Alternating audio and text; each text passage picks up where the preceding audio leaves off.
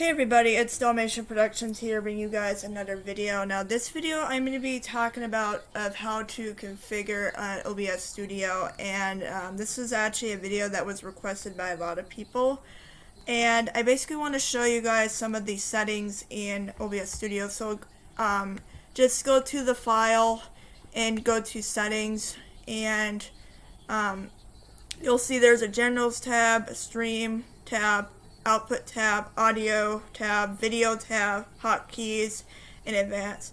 So in the general tab, it's basically just all general settings, and I always leave these alone. I always leave it on default settings. And the stream tab here, this is basically where your stream key is at and what service you're streaming with. This all has to do with what you're streaming on, and you can obviously get a stream key if you don't have one to order to stream.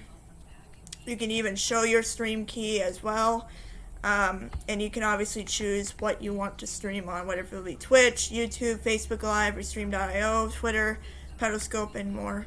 And then the servers, you can choose which server you want.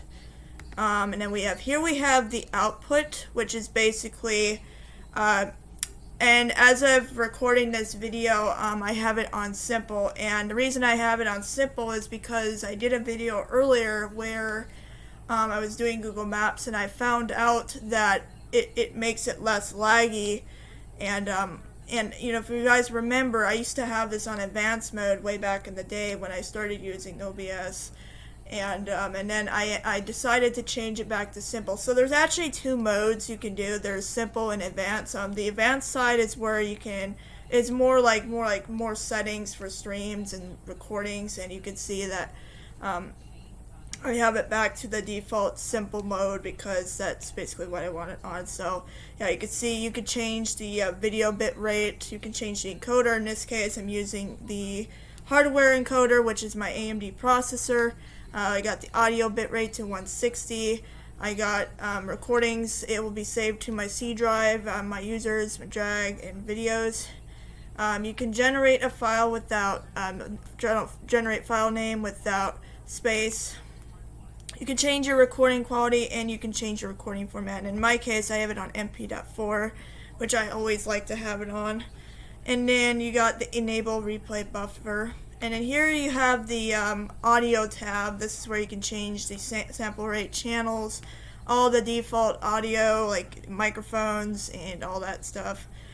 We got meters. To be honest, I just leave these alone in my case, but you can obviously play around with these settings if you want to, because I really don't like changing certain settings in my OBS. So, and then we got the video, which shows you what resolution you have. And in my case, on my computer, it's 1080p at 60 frames per second.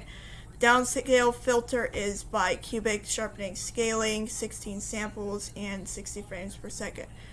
In the hotkeys tab, this is where you can set all your this is where you can put in all the shortcuts for the hotkeys tab if you want. So you can see this is where you can add shortcuts for hotkeys and to open to do certain things with OBS Studio, I should say, excuse me. And and then we got the advanced, where you can change the process priority, I just leave it on normal. You can change the video renderer, color format, and color space.